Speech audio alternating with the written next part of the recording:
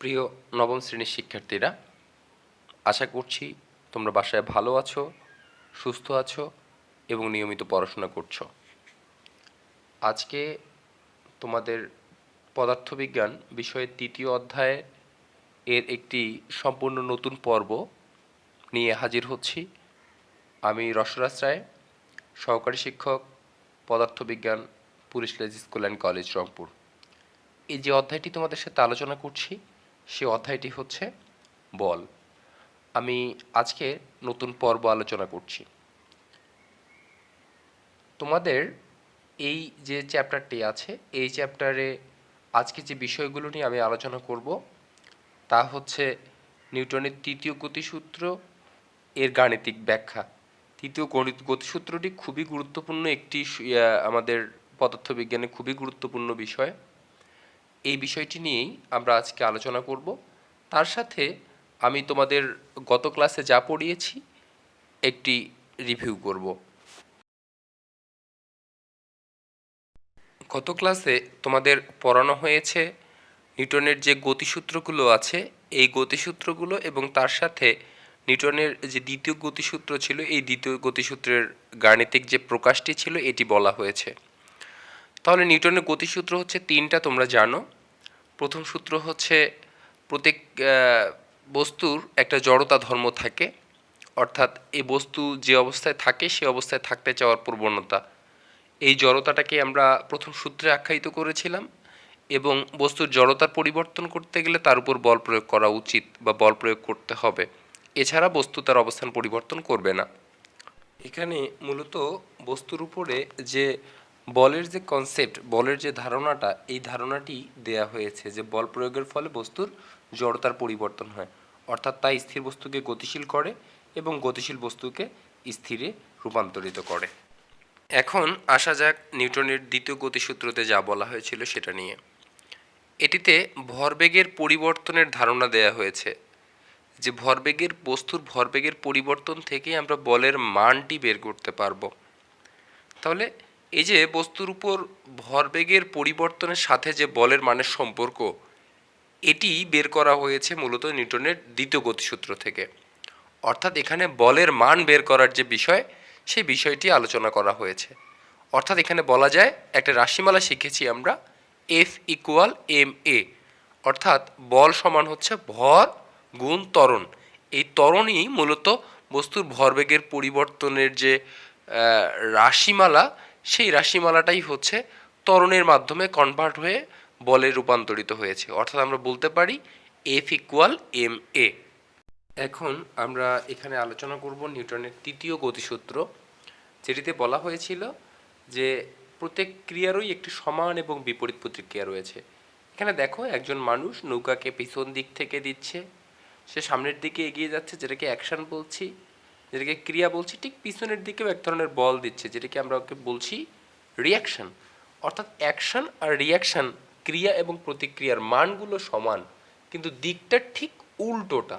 অর্থাৎ ক্রিয়া যদি সামনের দিকে হয়, প্রতিক্রিয়াটা হবে তার উল্টো দিকে। এটি হচ্ছে নিউটনের তৃতীয় গতিসূত্র ছিল। এবং আমরা আজকে এই যে তৃতীয় গতিসূত্র আছে এটিরই গাণিতিক এক ধরনের প্রকাশ আছে, এই গাণিতিক প্রকাশ সম্পর্কে আজকে আমরা আলোচনা করব। আশা করছি পুরো আলোচনায় তোমরা আমাদের সাথে থাকবে। আমাদের এখানে যে তৃতীয় সূত্রে বলা হচ্ছিল যে প্রত্যেক ক্রিয়ারই সমান এবং প্রতিক্রিয়া রয়েছে, অর্থাৎ বলের কনসেপ্ট রয়েছে। আমাদের তৃতীয় সূত্রের আমাদের গাণিতিক ব্যাখ্যা করতে গেলে এই জিনিসটাই আমরা হচ্ছে ভরবেগের আকারে রূপান্তরিত করতে পারবো। যেমন বলা হচ্ছে, ধরো একাধিক বস্তুর মধ্যে যদি শুধু ক্রিয়া ও প্রতিক্রিয়া ছাড়া অন্য কোনো বল কাজ না করে, অর্থাৎ আমাদের যে ক্রিয়া প্রতিক্রিয়ার বল কথা বলছি, অর্থাৎ এই যে একজন ব্যক্তি সামনের দিকে এগিয়ে যাওয়াকে অ্যাকশন, আবার নৌকা পেছনের দিকে ধাক্কা দেওয়াকে রিয়াকশন বলছি। এই যে ঘটনাটি আমরা আলোচনা করছি, অর্থাৎ ক্রিয়া আর প্রতিক্রিয়া ছাড়া যদি অন্য বলগুলোকে আমরা অ্যাভয়েড করি, আমরা নেগলেক্ট করি, তাহলে বলতে পারবো যে এদের ভরবেগের কোনো পরিবর্তন হবে না। অর্থাৎ কোনো ঘটনার ভরবেগের মোট পরিবর্তন শূন্য, অর্থাৎ আগে যে পরিমাণ ভরবেগ থাকবে ঠিক পরেও একই পরিমাণ ভরবেগ থাকবে, এই ইকুয়েশনটি দ্বারা সেটি বোঝাচ্ছে, অর্থাৎ m1u1 m2u2 equal m1v1 plus m2v2, অর্থাৎ আদি ভরবেগ, ঘটনার আদি ভরবেগ এবং ঘটনার পরের ভরবেগের মান সমান থাকবে। হ্যাঁ শিক্ষার্থীরা, হয়তোবা তোমাদের কাছে ইকুয়েশনটি খুব বেশি কঠিন লাগছে। হ্যাঁ, এখন তোমরা একটু খেয়াল করে দেখো, এই বিষয়টি সহজ করে দেওয়ার জন্যই আমি আরেকটি উপস্থাপনা তোমাদের সাথে তুলে ধরছি। প্রথমে একটি এম এ ভর বিশিষ্ট একটি বস্তু আর একটি এম বি ভর বিশিষ্ট বস্তু। প্রথম বস্তুটির বেগ হচ্ছে, আদিবেগ হচ্ছে ইউএ এবং দ্বিতীয় বস্তুটির আদিবেগ হচ্ছে ইউবি। মাথায় রাখবে যে এই বস্তুদ্বয় একই পথ বরাবর এগিয়ে যাচ্ছে, অর্থাৎ প্রথম বস্তুটির বেগ হচ্ছে দ্বিতীয় বস্তুটির বেগের চাইতে বেশি। অর্থাৎ যদি এরা একই পথ বরাবর অতিক্রম করে, দেখো বি চিত্রে অর্থাৎ বিতে বলা হয়েছে যে এ এবং বি এই বস্তু দুটি কোলাইড করছে, অর্থাৎ সংঘর্ষে বেঁধে গেছে। যখন সংঘর্ষে বেঁধে গেছে, এ বস্তুটি বি বস্তুটিকে ধাক্কা দিচ্ছে, আবার বি বস্তুটিকে একইভাবে এ বস্তুর দিকেও ধাক্কা দিচ্ছে।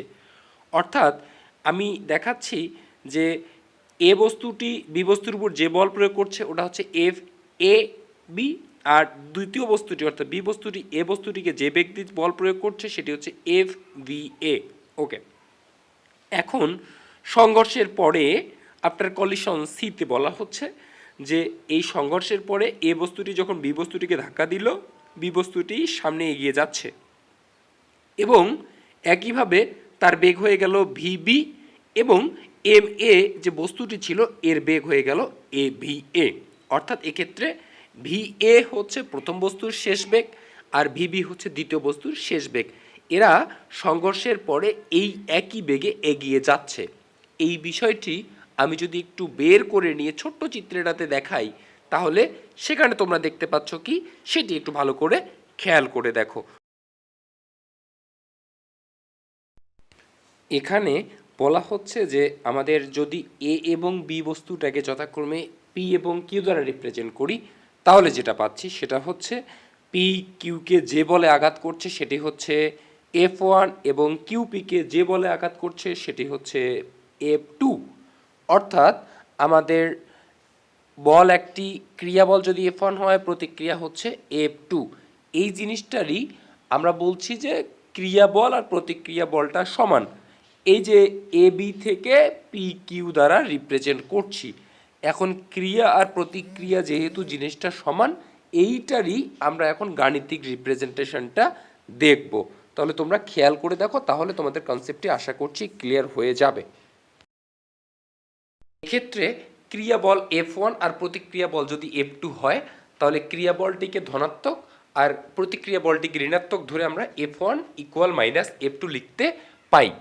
এখন ক্রিয়া বল এবং প্রতিক্রিয়া বলের মান যেহেতু একই কিন্তু দিক আলাদা, তার মানে এদেরকে যোগ করলে আমাদের ফলাফল শূন্য হবে।